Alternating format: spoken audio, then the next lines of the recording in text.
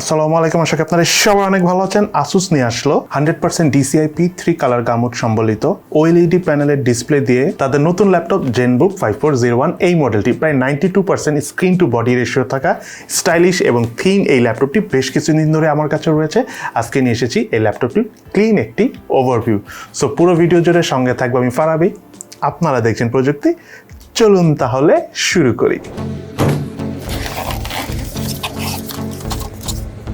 ল্যাপটপটির box কন্টেন্টে রয়েছে user manuals, stylish carrying bag, USB A to RJ45 converter, 100 ওয়াটের charger এবং Asus Zenbook 5401e ল্যাপটপটি। ডিজাইন এবং আউটলুকের কথা বলতে গেলে অ্যালুমিনিয়ামের তৈরি এই ল্যাপটপটি আমার কাছে বেশ প্রিমিয়াম লেগেছে। US মিলিটারি গ্রেড পাস হয়ে আসা এই ল্যাপটপটি বেশ শক্তপোক্ত, আপনার হাতে নিয়ে কিছুক্ষণ নাড়াচাড়া করলেই সেটা ফিল করতে পারবেন। যাই হোক, বাংলাদেশে এই ল্যাপটপটি একটি কালার ভেরিয়েন্টে এসেছে এবং সেটার নাম হলো পাইন গ্রে। ল্যাপটপটির বডি ডাইমেনশনের কথা বলতে গেলে ল্যাপটপটির ডিসপ্লে হলো 14 ইঞ্চি সাইজের এবং ল্যাপটপটির থিকনেস হলো 15.9 মিলিমিটার। সে সাথে ওয়েট হলো 1400 গ্রাম। ল্যাপটপটির রাইট সাইডে রয়েছে 3.2 জেনারেশনের USB টাইপ A পোর্ট, সাথে রয়েছে মাইক্রো SD কার্ড পোর্ট এবং 3.5mm combo audio Jack port, যাতে আপনি হেডফোনের পাশাপাশি মাইক্রোফোনও ইউজ করতে পারবেন। ল্যাপটপটির লেফট সাইডে রয়েছে একটি HDMI পোর্ট এবং দুটি থান্ডারবোল্ট 4 পোর্ট। সেই সাথে ল্যাপটপের পাওয়ার বাটনটি রয়েছে কিপ্যাডের ঠিক উপরের দিকে রাইট সাইডে এবং এই পাওয়ার বাটনটি ফিঙ্গারপ্রিন্ট স্ক্যানার হিসেবে কাজ করে। ল্যাপটপটির রেয়ার প্যানেলে রয়েছে হারমান কার্ডনের ডুয়েল স্পিকার। সেই সাথে ল্যাপটপটির ভিতরে রয়েছে dual fan, আইসকুল thermal technology use হয়েছে এই ল্যাপটপটিতে। তার পাশাপাশি রয়েছে ডুয়েল কুলিং ভেন্ট এবং এই 4টি রাবার গ্রিপ থাকার কারণে ল্যাপটপটি কোনো ফ্ল্যাট সারফেসে রাখলে খুব সুন্দরভাবে গ্রিপ করে রাখতে পারছিল। কিপ্যাড সেকশনের কথা বলতে গেলে কি টু কি ট্রাভেল ডিস্টেন্স 1.4 মিলিমিটার থাকার কারণে টাইপ করে কমফোর্ট ফিল পাওয়া যাচ্ছিল।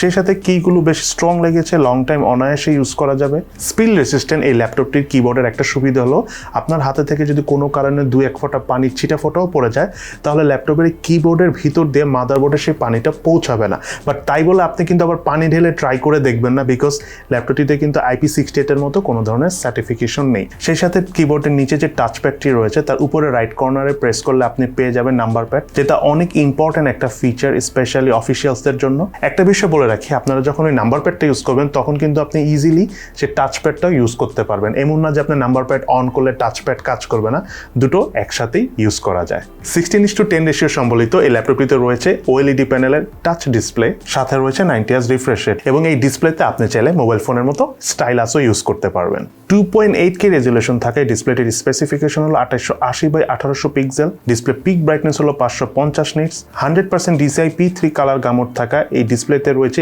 HGS eye care certification. ডিসপ্লের ঠিক উপরে রয়েছে HD+ রেজুলেশনের ওয়েবক্যাম এবং তার পাশাপাশি রয়েছে দুটো microphone. Screen to body ratio 92% হওয়ার কারণে ডিসপ্লের দুই পাশের ভেজেলগুলো অনেকই চিকন, যেটা সবার কাছে অনেক লুক্রেটিভ লাগবে।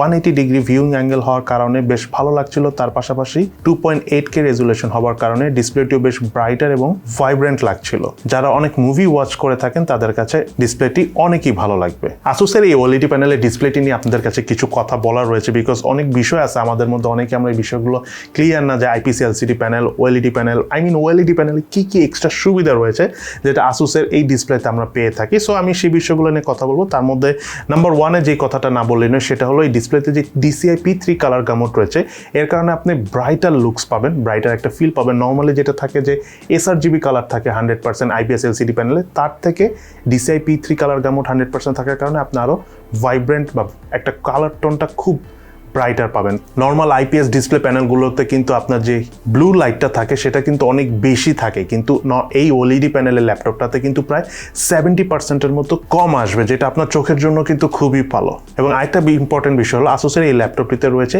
HDR এর সাপোর্ট। দ্যাট মিনস আপনি যেটা বলা হয় কালার ডেপথটা অনেক ভালো পাবেন। নর্মাল IPS LCD প্যানেলগুলোতে ওই লেভেলের কালার ডেপথ অফ ফিল্ড বা ওই ফিলটা কিন্তু আপনি ওভাবে পাবেন না, যেটা HDR সাপোর্ট থাকার পাশাপাশি OLED প্যানেল হওয়ার কারণে কিন্তু আপনি ব্ল্যাক, তারপরে দেখা যায় যে শ্যাডো এরিয়াগুলো থাকে সেটা অনেক ক্লিন দেখতে পারবেন।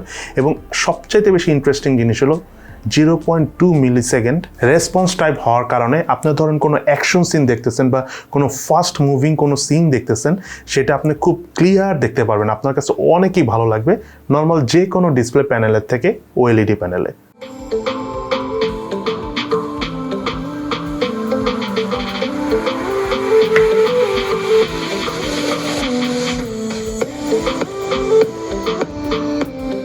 এই ল্যাপটপটি রিয়ার প্যানেলে রয়েছে হারমান কার্ডিনের অডিও সিস্টেম সম্বলিত ডুয়েল স্পিকার, এবং দুটো স্পিকার থেকে আমরা অনেকটা ডিটিএস টাইপ সাউন্ড পেয়েছি। স্পেশালি আপনি যদি একটু ভালো মানের ইয়ারফোন দিয়ে সাউন্ড শুনে থাকেন আপনার অনেক ভালো লাগবে। আমরা ইয়ারফোন দিয়ে মুভি দেখেছি, গান শুনেছি, হালকা পাতলা গেমিং করেছি, সাউন্ড কোয়ালিটি খুবই ভালো লেগেছে। এই ল্যাপটপটিতে প্রসেসর হিসেবে রয়েছে ইন্টেলের কোর i5 প্রসেসর, এটি একটি 11 জেনারেশনের প্রসেসর। তার পাশাপাশি ল্যাপটপটিতে রয়েছে বিল্ট ইন ইন্টেলের আইরিস এক্সি গ্রাফিক্স কার্ড। তার পাশাপাশি ল্যাপটপটিতে রয়েছে 8GB র্যাম এবং 512GB NVMe SSD hard disk, এবং 8GB র্যামের পাশাপাশি আপনি চাইলে ল্যাপটপটি 16GB র্যাম পর্যন্ত ইনক্রিজ করতে পারবেন, মানে আরও 8GB র্যাম আপনি অ্যাড করতে পারবেন এই ল্যাপটপটিতে। আর সত্যি কথা বলতে এই ল্যাপটপটির SSD স্পিড চেক করতে যে আমরা রিড স্পিড পেয়েছিলাম 3509 MB/s এবং রাইট স্পিড পেয়েছিলাম হলো 3062 MB/s। কানেক্টিভিটির কথা বলতে গেলে ল্যাপটপটি Wi-Fi 6 সাপোর্ট করে, তার পাশাপাশি 2.4 GHz এবং 5 GHz দুটোই সাপোর্ট করে। সেই সাথে ল্যাপটপটিতে 5.2 ভার্সনের ব্লুটুথ রয়েছে।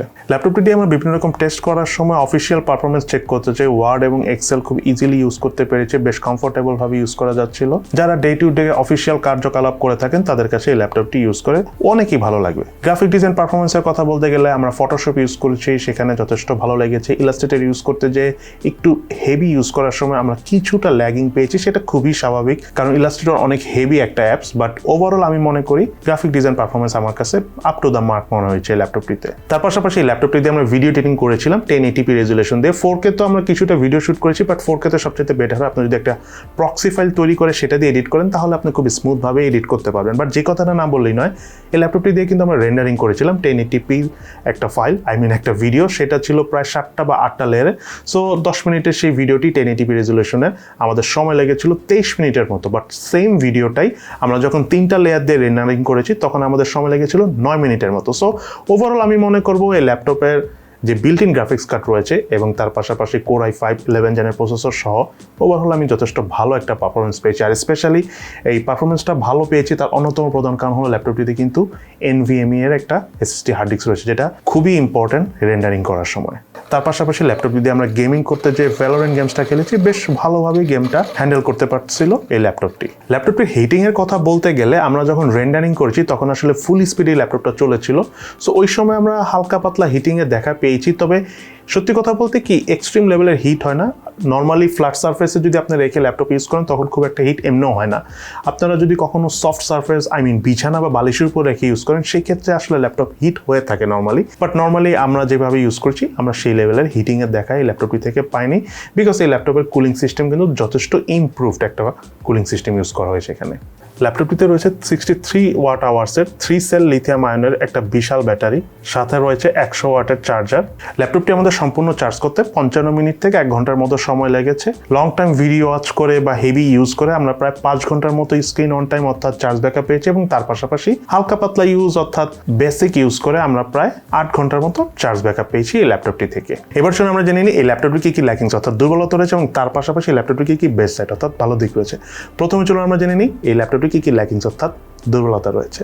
এই ল্যাপটপটির নাম্বার 1 ল্যাকিং যেটা আমার কাছে মনে হচ্ছে সেটা হলো এই ল্যাপটপটিতে যে SD কার্ড স্লটটা দেওয়া হয়েছে সেটা আসলে ফুল SD কার্ড স্লট হলে ভালো হতো। এটা normally micro SD card slot হিসাবে দেওয়া হয়েছে, যেটা আসলে খুব একটা ইউজেবল না, কারণ সবাই আসলে একটু বড় SD কার্ডটাই ইউজ করে থাকে। তার পাশাপাশি এই ল্যাপটপটি 5 ঘন্টা যে আমরা চার্জিং ব্যাকআপটা পেয়েছি রাফ অ্যান্ড টাফ ইউজ করে, সেটা আমার কাছে কম্পেয়ার টু কম মনে হচ্ছে। সম্ভবত একটাতে OLED প্যানেল ডিসপ্লে রয়েছে, দ্যাটস ওয়াই হতে পারে আমরা কম চার্জ ব্যাকআপ পেয়েছি, বাট আরেকটু বেশি হলে সব দিক থেকে আমার ভালো মনে হতো। তার পাশাপাশি ল্যাপটপটিতে যেই ওয়েবক্যামটা রয়েছে HD+ রেজলিউশনে, এটা আসলে একটু কম হয়ে যায় বর্তমান যুগে। অলমোস্ট সব ল্যাপটপে এই ধরনের কনফিগারেশনে আসে, বাট অ্যাটলিস্ট HD+ না হয় আর একটু ইমপ্রুভ হওয়া উচিত ছিল, কারণ সবাই তো আসলে অনলাইনে ক্লাস তার পাশাপাশি ধরেন যে মিটিং করে থাকি। সো ওয়েবক্যামে আসলে ইমপ্রুভের একটা প্রয়োজনীয়তা ছিল। দেন আরেকটা ইম্পর্টেন্ট বিষয় হলো এই ল্যাপটপটা যখন আমি চার্জ দিচ্ছিলাম সামটাইমস ল্যাপটপের স্ক্রিনটা ব্ল্যাক আউট হয়ে যাচ্ছিল, মানে হঠাৎ করে বন্ধ হয়ে যাচ্ছিল, মানে ল্যাপটপ বন্ধ ছিল না, স্ক্রিনটা বন্ধ হয়ে যাচ্ছিল যখন আমি চার্জার পোর্টটা কানেক্ট করছিলাম। বাট এটা সবসময় না, মাঝে মধ্যে 2-1 বার এটা হচ্ছিল। হতে পারে আমাদের কাছে যেটা রিভিউ ইউনিট এসেছে, যেটা নর্মালি অডিয়েন্সদের কাস্টমারদের জন্য যে ইউনিটটা আসবে সেই ইউনিটটাতে আই হোপ এই প্রবলেমটা থাকবে না। দেন সর্বশেষ যে জিনিসটা আমি বলবো, এটা এক্স্যাক্টলি কোনো নেগেটিভ সাইড না, এটা আমার মনে হয় আর কি, সেটা হলো এই ল্যাপটপটির যে টাচ প্যাডটা রয়েছে সেটা যথেষ্ট ভালো। আপনি যদি হালকা পাতলা ইউজ করেন দেন ঠিক আছে, বাট এই টাচ প্যাডটা কতটুকু শক্তিশালী এবং কতটুকু হেভি ইউজ করলে লোড নিতে পারবে সেটা নিয়ে আমার আসলে একটু প্রশ্ন আছে। কতদিন পর্যন্ত এটা হেভি পারফরমেন্স করবে, এটা কিন্তু একটা কোশ্চেন মার্ক আমার কাছে। তবে আমি আবারও বলতেছি, আসলে ল্যাপটপের যে স্ক্রিন টাচ প্যাড থাকে নর্মালি ওইটা আমরা খুব একটা ইউজ করি না। সো ওইটা নিয়ে আমি মনে করি যারা টাচ প্যাডে খুব একটা ইউজ করে, ইউজড না বা অভ্যস্ত না, তাদের এটা খুব একটা ইম্পর্টেন্ট কনসার্ন নাও হতে পারে। এবার চলুন আমরা জেনে নিই এই ল্যাপটপটি কি বেস্ট সেট রয়েছে। তার মধ্যে নাম্বার 1 হলো এই ল্যাপটপটির ডিসপ্লে। OLED প্যানেলের ডিসপ্লে 2.8K রেজুলেশন, তার পাশাপাশি 90 Hz রিফ্রেশ রেট। একদম মনে করেন যে একটা ক্লিন ফিল পাবেন। মুভি দেখে, গান শুনে, হারমোন কার্টন স্পিকার থাকার কারণে তো সব দিক থেকে আপনি একটা প্রিমিয়াম ফিল পাবেন। আসলে সত্যি কথা বলতে কি, এই ল্যাপটপটার OLED প্যানেল কিন্তু যথেষ্ট ইমপ্রুভড। আপনি যদি কম্পেয়ার করেন, এবং আমি আপনাদেরকে জাস্ট ডিসপ্লের জন্য বলবো, এই ল্যাপটপটা একবার হলো স্টোরে ভিজিট করে দেখতে পারেন, তাহলে আপনাদের এই ডিসপ্লে পারফরমেন্সটা যে কেমন সেটা আপনারা নিজেরাই বুঝে নিতে পারবেন। দেন সেকেন্ড যে বিষয়টা এই ল্যাপটপের ক্ষেত্রে খুব ভালো লেগেছে সেটা হলো সলিড বিল্ড কোয়ালিটি। এটা নিয়ে কোনো কনফিউশন নাই, আপনারা হাতে নিয়ে বুঝবেন। দেন থার্ড যে বিষয়টা খুব ভালো লেগেছে, যেমন থিকনেস, খুবই কম থিকনেস, তার পাশাপাশি ওয়েটও কিন্তু খুব কম, মাত্র 1400 গ্রাম, যেটা আমি মনে করি পারফেক্টলি অ্যাকসেপ্টেবল বর্তমান যুগে ক্যারি করার জন্য। দেন দুইটা ইন্টারেস্টিং জিনিস এই ল্যাপটপটিতে আমার বেশ ভালো লেগেছে, যেমন ফিঙ্গারপ্রিন্ট স্ক্যানার রয়েছে এবং যথেষ্ট ফাস্ট আনলক করে, তার পাশাপাশি টাচ প্যাডের মধ্যে কিন্তু নাম্বার প্যাডও রয়েছে, যেটা যারা অফিসিয়ালি কাজ করে থাকে বা এমনির সময় সাধারণ মানুষেরও কিন্তু অনেক কাজে দেয়। এবং এই টাচ প্যাডটা কিন্তু আমি আবারও বলতেছি, ভিডিওতেও বলেছিলাম, সেটা হলো আপনি যখন এই নাম্বার প্যাডটা ইউজ করবেন তখন কিন্তু তার পাশাপাশি টাচ প্যাড হিসেবে ইউজ করা যায়, যেটা আমার কাছে বেশি ইন্টারেস্টিং লেগেছে। দেন সর্বশেষ তিনটা জিনিস এই ল্যাপটপের ক্ষেত্রে আমার ভালো লেগেছে। তার মধ্যে নাম্বার 1 হলো এই ল্যাপটপটি যে হার্ড ডিস্কটা রয়েছে NVMe এর SSD হার্ড ডিস্ক, সেটা রিড এন্ড রাইট স্পিড আপনারা জানেন যথেষ্ট ভালো পেয়েছি আমরা। দ্যাটস ওয়াই আমরা যে বিষয়টা হচ্ছে, যেটা আমার সেকেন্ড বিষয় খুব ভালো লেগেছে, সেটা হলো রেন্ডারিং করতে যে আমার খুব ভালো লেগেছে, ভিডিও রেন্ডারিং করতে যে। তার পাশাপাশি আপনারা যদি মিড লেভেলের গেম খেলে থাকেন যথেষ্ট ভালো রেসপন্স পাবেন। দেন সর্বশেষ যে বিষয়টা আমার ল্যাপটপের ক্ষেত্রে ভালো লেগেছে সেটা হলো ল্যাপটপটিতে একটা AI নয়েজ ক্যান্সেলেশন রয়েছে, যার মাধ্যমে আপনি যখন কারোর সাথে অনলাইনে বা ভিডিও কলে কথা বলবেন সে কিন্তু অনেক ক্লিন সাউন্ড পাবে। ইভেন যদি আপনি যেখানে বসে আছেন বা যেখান থেকে কথা বলছেন সেখানে যদি অনেক পারিপার্শ্বিক সাউন্ড থাকে, তারপরও সেটা ক্লিন হয়ে একদম সুন্দর একটা সাউন্ড আপনার অপর দিকে যে অডিয়েন্স থাকবে বা যার সাথে মিটিং করবেন সে শুনতে পাবে। সো এই হলো আমাদের আজকের ভিডিও। কেমন লাগলো আপনাদের কাছে আসুসের এই Zenbook 5401e মডেলটি, সেটা কিন্তু অবশ্যই ভিডিও নিচে কমেন্টস করে জানাবেন। সো সবাই ভালো থাকবেন এবং সুস্থ থাকবেন এবং আমাদের জন্য দোয়া করবেন। ইনশাল্লাহ দেখা হবে ফিউচারে।